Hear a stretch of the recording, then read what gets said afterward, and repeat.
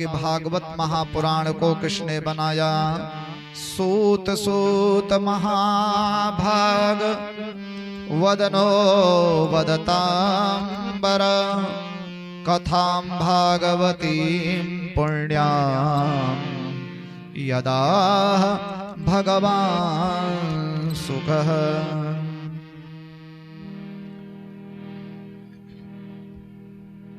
ये भागवत का निर्माण कब हुआ, कैसे हुआ, किसने किया, कहाँ किया, ये भी बताओ।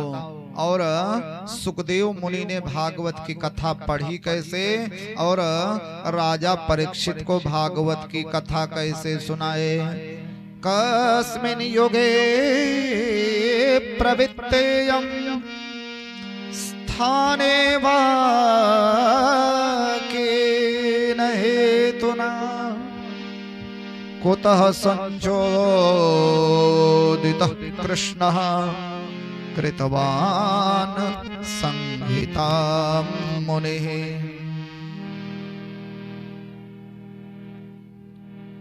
वेद व्यास जी ने भागवत को कब बनाया, और उनके बेटे सुखदेव कैसे भागवत पढ़े।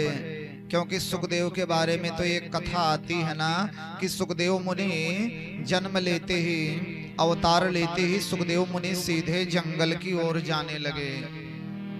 महापुरुष थे ना, महापुरुषों का जन्म नहीं होता, महापुरुषों का अवतार होता है, अवतार। हरि का जंतो मुक्ति न मांगे, मांगे जन्म जन्म अवतार। तो जन्म लेते ही 12 साल तक तो माँ के गर्भ में रहे, और जैसे ही पैदा हुए सीधे जंगल की ओर जाने लगे। वेद व्यास जी रोने लगे, बेटा बेटा बेटा बेटा बेटा बेटा मत जाओ मत जाओ। आगे आगे सुखदेव रोते हुए जा रहे हैं, पीछे पीछे व्यास जी रो रहे हैं, लेकिन सुखदेव वापस नहीं आए। एक बड़ी विचित्र घटना घट गई। सुखदेव जी जा रहे थे, 16 साल की अवस्था, घुघराले घुघराले बाल, चौड़ा वक्षस्थल, लंबी भुजाएं, 16 साल की अवस्था। ऐसे नौजवान सुखदेव जहां से जा रहे थे, अप्सराएं स्नान कर रही थी। अप्सराओं को कोई फर्क नहीं पड़ा, वो पूर्वोत्तर स्नान करती रही, कोई फर्क नहीं पड़ा। लेकिन उसके जस्ट तुरंत बाद बूढ़े व्यास जब रोते हुए आए, अप्सराओं ने देखा बाबा आ रहे हैं, जल्दी जल्दी सरोवर से निकली, अपना अपना वस्त्र पहन करके बोली, हे वेद व्यास जी, हमसे बहुत बड़ी भूल हो गई, हमसे बहुत बड़ी गलती हो गई, हमें नहीं मालूम था बाबा आप इधर से आओगे, नहीं तो हम सावधान रहते। व्यास जी बोले, कोई बात नहीं बेटी, कोई बात नहीं है, लेकिन आश्चर्य इस बात का है, अभी अभी मेरा नौजवान बेटा यहीं से गया, तुम लोग नहा रही थी, और मेरे नौजवान बेटे को देख करके तुम्हें लज्जा नहीं आई, और मुझे देख करके तुम लोगों को लज्जा आई, इसका क्या कारण है। अप्सराओं की आंखों में आंसू आ गए, स्त्रियों की आंखों में। बाबा आपके बेटा है? बोले हाँ मेरा बेटा है। बोले बहुत अच्छे हैं, वो बहुत अच्छे हैं बाबा, अगर आपके ये बेटे हैं तो इतने अच्छे हैं, इतने अच्छे हैं, इतने अच्छे हैं, इतने महान हैं कि मैं क्या वर्णन करूं बाबा। आपके बेटे इतने महान हैं, इतने अच्छे हैं, अगर उनके सामने इंसान 1000 वस्त्र पहने फिर भी निर्वस्त्र है बाबा। क्योंकि आपके बेटे सुखदेव की निगाहें बहुत पवित्र हैं, वो स्त्री और पुरुष के भेद को नहीं जानते हैं। ये स्त्री है, ये पुरुष है, ऐसी भेदमयी दृष्टि उनके मन में नहीं है। और रही बात बाबा तुम्हारी, तो तुम तो सांसारिक बाबा हो, और सांसारिक बाबा को देख करके तो लज्जा आती है ना। वेद व्यास अवाक रह गए, बाप रे इतना महान मेरा बेटा, तो मैं ऐसे बेटे को वापस लेकर के नहीं आ सकता हूं। वेद व्यास जी वापस लौट आए। तो सूत जी कहते हैं कि जब उस समय सुखदेव को वेद व्यास वापस ले आने में असफल रहे, तो सुखदेव भागवत पढ़ने कैसे आए, आप ये भी बताओ। वेद व्यास जी ने भागवत महापुराण को कहाँ बनाया, कैसे बनाया, क्यों बनाया, किस लिए बनाया, किसके कहने से बनाया, ये भी आप बताओ। सूत जी कहते हैं, ऋषियों द्वापरे समनो प्राप्ते तृतीये युग पर्यये जातः पराशराद् योगी वासव्याम कलया हरे।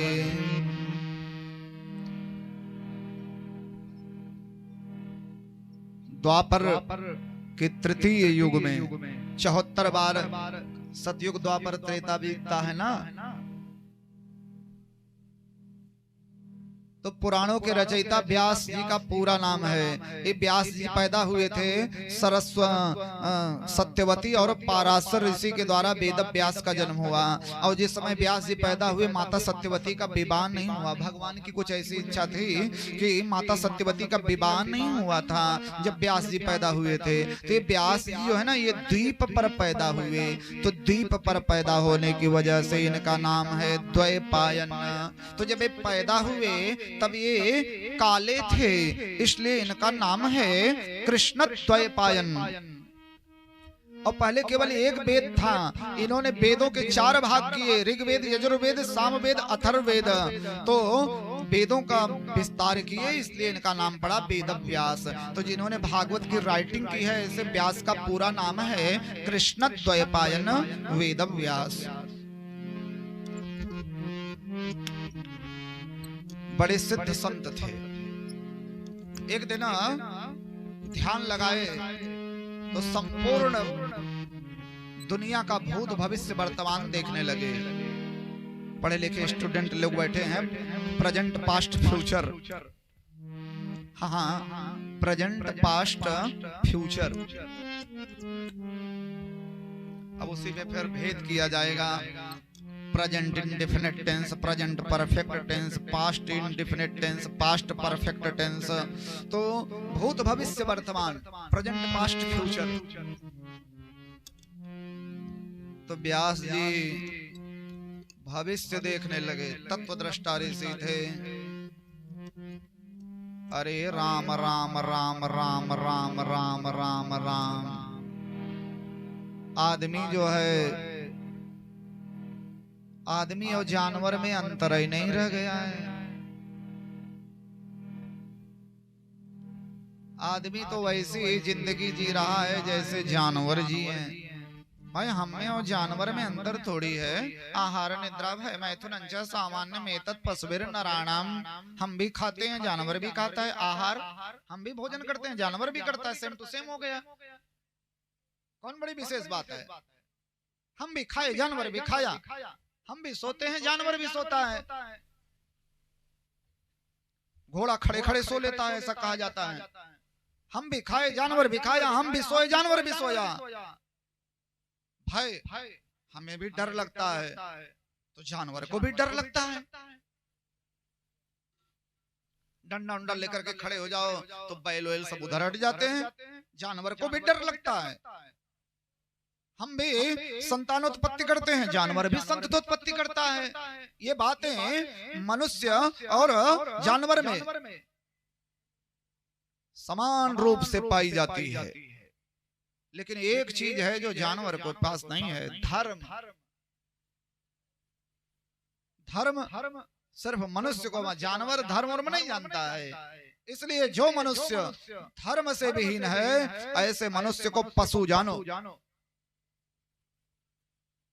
तो वेद व्यास जी ने कहा आदमी तो ऐसी जिंदगी जी रहा है, बस लोग अपने जीवन का लक्ष्य बना लिए हैं। खूब खाएंगे, बढ़िया सवेरे उठे नाश्ता किए। अच्छा नाश्ता में बड़ा बड़ा नियम है, अंकुरित चना खाएंगे, काजू खाएंगे, बादाम खाएंगे, छुहारा खाएंगे, मुनक्का खाएंगे, बढ़िया बढ़िया चीजें खाएंगे, बढ़िया जिम करेंगे, हम बड़े बने रहें। केवल खाने में लगा हुआ है इंसान। सवेरे उठे, खाए पिए सोए, खाए पिए सोए, बेग उठाए भगे, खाए पिए सोए, बेग उठाए भगे, थोड़ा बहुत सेंट परफ्यूम लगाए, बेग उठाए भगे। क्या इसीलिए भगवान ने मनुष्य की जिंदगी दिया है? आदमी धर्म पूर्वक जिंदगी जिए, इसके लिए वेद व्यास जी ने जो एक वेद था इसके 4 भाग कर दिए। मकसद था केवल आदमी धर्म को जाने। वेदों के विभाग हो गए 4, ऋग्वेद, यजुर्वेद, सामवेद, अथर्ववेद। लेकिन वेदों की भाषा इतनी कठिन है, सूत जी कहते हैं ऋषियों वेदों की भाषा इतनी कठिन, इतनी कठिन, इतनी कठिन कि कोई वेद पढ़ना ही नहीं चाहता है। वेदों की भाषा बड़ी टफ है और कदाचित किसी ने वेद पढ़ भी लिया तो वेदों का अर्थ नहीं पता। 85% पंडित जी लोगों को नहीं मालूम है कि वेद का अर्थ क्या है। गणानान्त्वा गणपति गुंगवामहे, प्रियाणान्त्वा प्रियपति गुंगवामहे, निधीनान्त्वा निधिपति गुंगवामहे पढ़ रहे हैं, उसका अर्थ पता ही नहीं।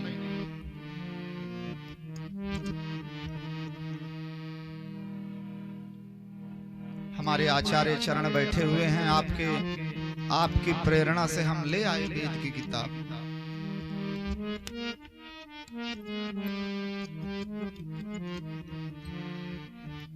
तो वेदों का विस्तार किए, लेकिन जब कोई वेद पढ़ा नहीं तो वेदों के आधार पर ही व्यास जी ने 17 पुराण का निर्माण कर दिया। 17 पुराण, और 17 पुराणों में विष्णु पुराण सबसे बढ़िया पुराण है। कभी अगर विष्णु पुराण की कथा आप लोग सुने, 17 पुराणों में सबसे बेस्ट पुराण है विष्णु पुराण।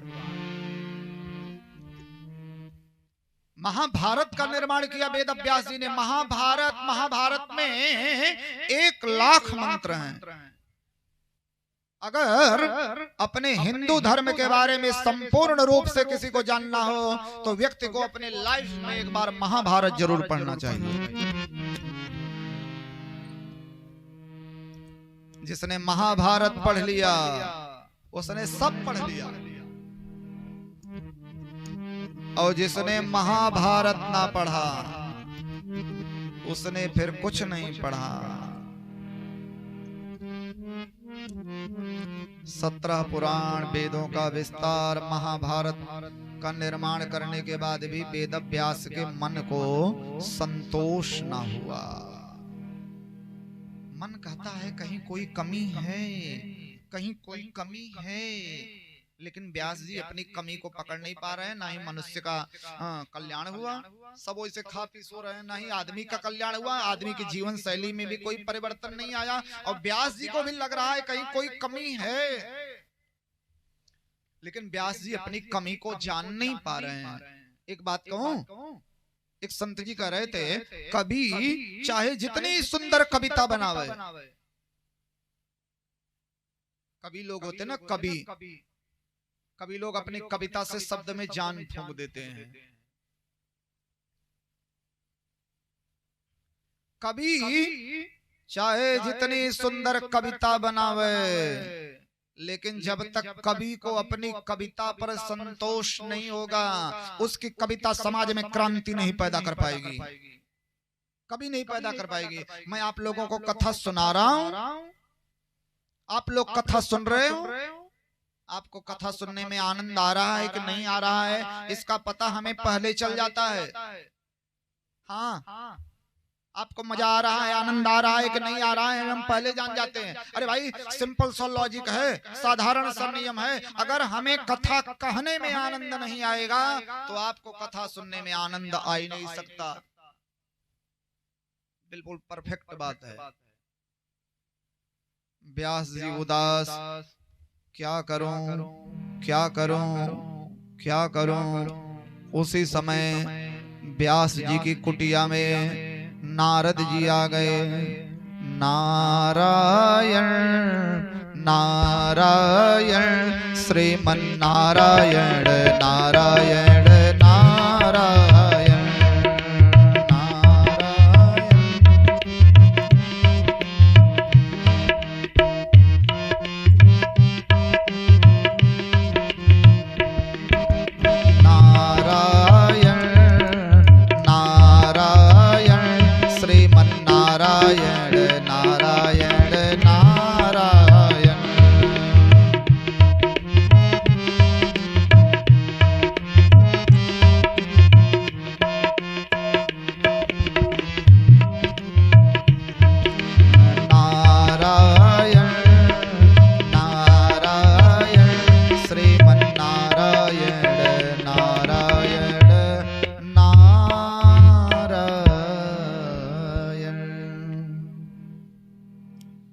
व्यास जी दौड़े।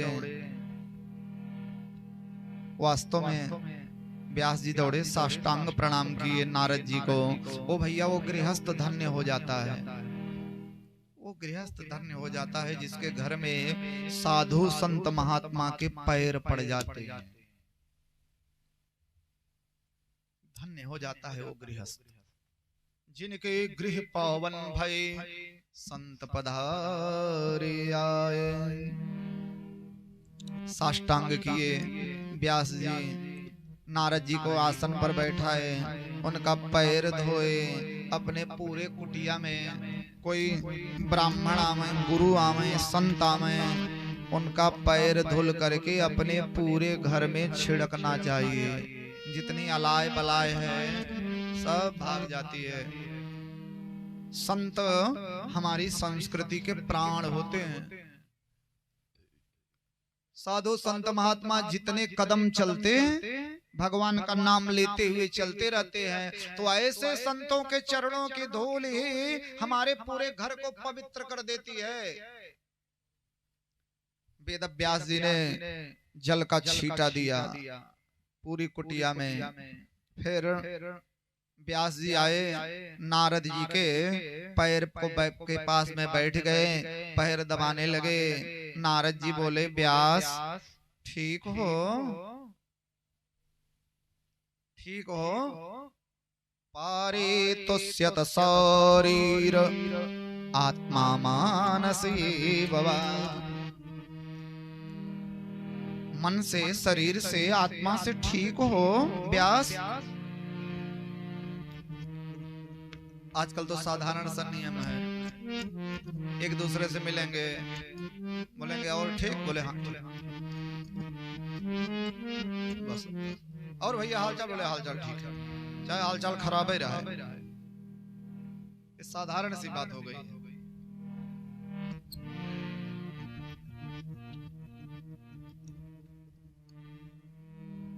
प्रणाम करने का भी अब नया तरीका है। पहले था, सबसे पहले लोग साष्टांग प्रणाम करते थे।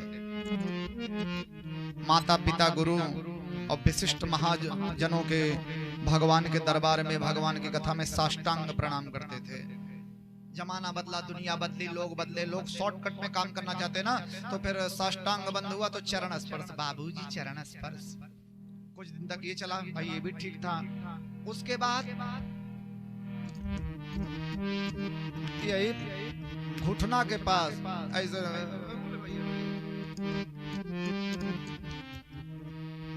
और भी लेटेस्ट प्रणाम का वर्जन आ जाए, वो उनको देखे, वो उनको देखे। हमारे गुरु भगवान प्रसाद गुरु जी गिर गए थे, राम गोपाल की ऐसे करे, बोले वो ऐसे की, वो ऐसे की। जमाना बदल गया। पहले पिताजी थे, कुछ दिन तक पिताजी थे, हमारे पिताजी हैं। फिर पिताजी से बाबूजी हो गए, हमारे बाबूजी हैं। पहले पिताजी, पिताजी से फिर जमाना बदला, लोग एडवांस हुए, पिताजी से पापा हो गए, हमारे पापा हैं। कुछ दिन तक पापा का फैशन चला, फिर पापा से डैडी हो गए, हमारे डैडी हैं। फिर और पढ़े लिखे और एडवांस हुए तो डैडी से डैड हो गए, डैड। पहले प्रणाम करते थे, नमस्ते करते थे, अब हाय डैड, हाय। स्टूडेंट लोग बैठे ना, फोन उठाएंगे तो कहेंगे हाय, और रखने लगेंगे कहेंगे बाय। हाय और बाय। माता जी बहुत खुश ना हो, माता जी की भी दो दशा हुई। पिताजी पापा, पापा से डैडी, डैडी से डैड हो गए। माता जी थी, माता जी से मम्मी हुई, मम्मी से मॉम हो गई, मॉम। एक पाउडर आता है मॉम, 100 के ऊपर में छिड़कने वाला।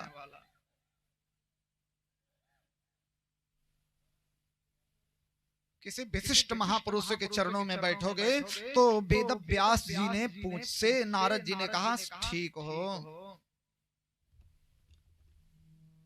व्यास जी रोने लगे, नहीं नारद जी हम ठीक नहीं हैं। बोले क्यों? अस्तेव मे सर्वमिदं त्वयोक्तं तथापि नोत्मा परितोष्यते मे।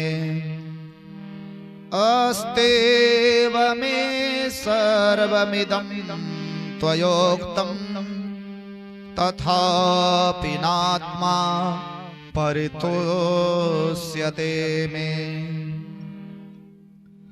तन्मूलमव्यक्तमगाधबोधम् प्रेक्षामहे त्वात्मभवात्मभूतम्।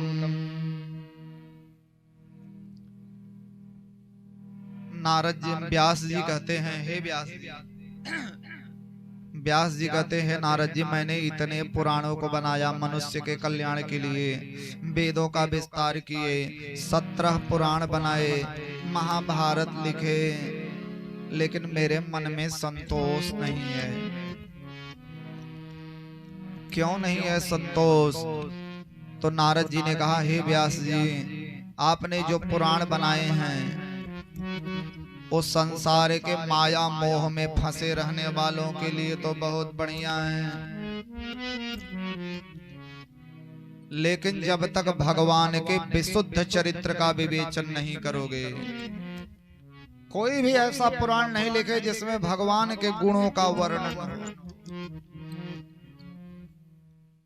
और जब तक भैया भगवान, तो संतोष आएगा कैसे? संतोष तो आने का आइडिया है ना। सबको थोड़ी संतोष आ जाएगा कि इसे मुंह से कह देंगे हम बड़े संतोषी हैं ना।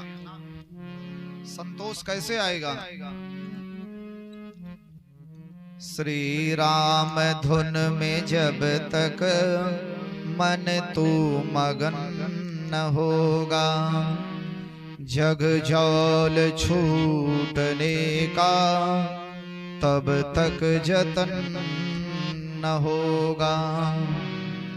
श्री राम धुन में जब तक मन तू मगन न होगा, जग जाल छूटने का तब तक जतन न होगा। व्यापार धन कमा कर तू लाख साज सज ले,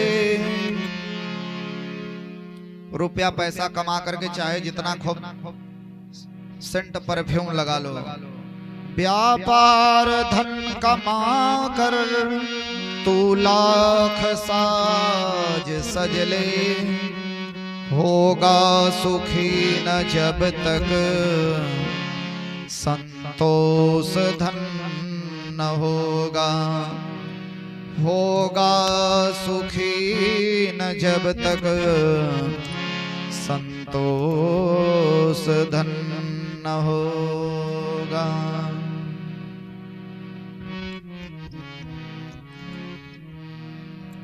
जब तक संतोष नहीं आएगा तब तक जीवन में सुख नहीं मिलेगा।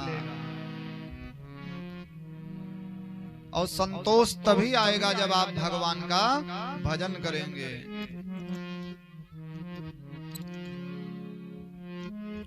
एक बड़ा पॉपुलर भजन है ना, चाहे जितना इत्र लगा लो, चाहे जितना इत्र लगा लो, चाहे जितना सेंट, जगत में कोई न परमानेंट, जगत में कोई न परमानेंट।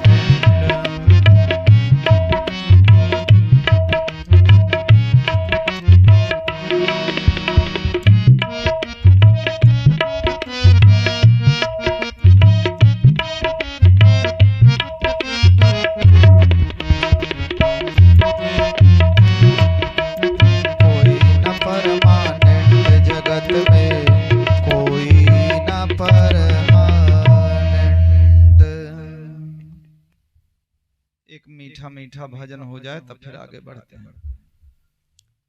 मीठा मीठा भजन हो जाए फिर आगे बढ़ा जाए।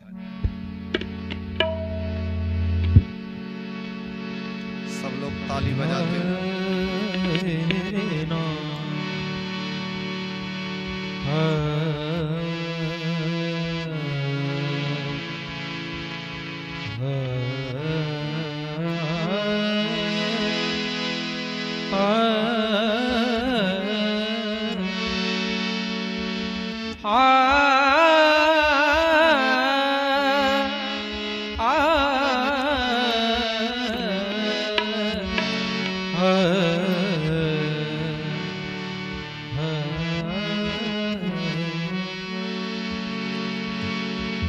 कौशल के भूपति कुटिया में सोए, कुटिया में सोए।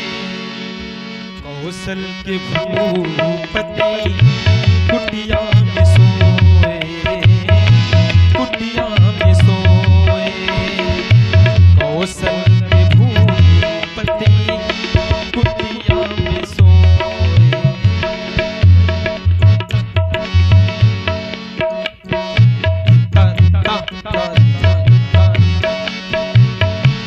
कौशल के भूपति कुटिया और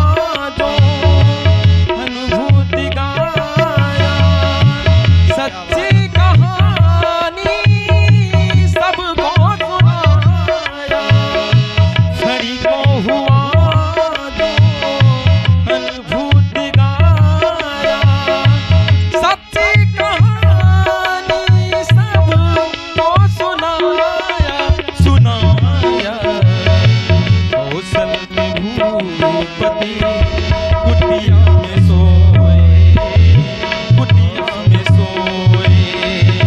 कौशल के भूपति कुटिया में सोए, कुटिया में सोए। देखी कर लखनी थी वो मंद मंद रोए, मंद मंद रोए। कौशल के भूपति कुटिया में सोए, कुटिया में सोए। कौशल के भूपति कुटिया में सोए, कुटिया में सोए, कुटिया में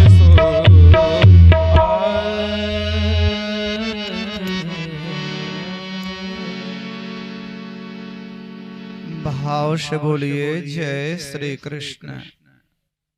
और भाव से बोले, देखिए कल बिना भाव के छाता नहीं मिला था। भाव से बोलिए जय श्री कृष्ण। तो बहुत सुंदर भजन हम लोगों ने सुना। अच्छे संगीत सुनने चाहिए, खराब संगीत सुनने से रोग हो जाता है। बहुत आगे जाकर के आपको रियलाइज होगा, ये जो आप इधर उधर के जब संगीत आप सुनेंगे तो रीढ़ की हड्डी में रोग होता है।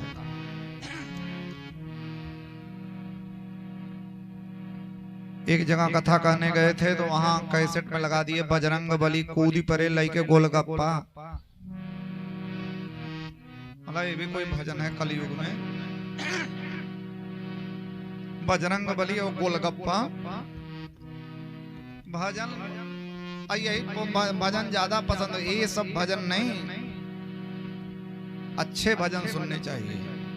जो तो मिटाना चाहे जीवन की तृष्णा, जो तो मिटाना चाहे जीवन की तृष्णा, सुबह शाम बोल बंदे कृष्णा कृष्णा कृष्णा। सुबह शाम बोल बंदे कृष्णा कृष्णा कृष्णा।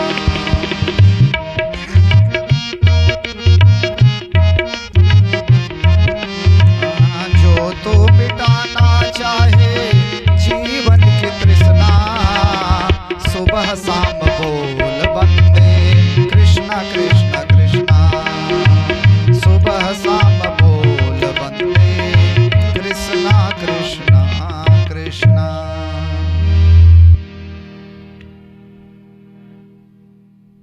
नारद जी कहते हैं, हे व्यास जी, अगर अपने मन से तृष्णा को मिटाना चाहते हो तो जीवन में कृष्णा को स्थान दो। सुबह शाम बोल बंदे कृष्णा कृष्णा कृष्णा। नारद जी कहते हैं, व्यास जी आप भागवत पुराण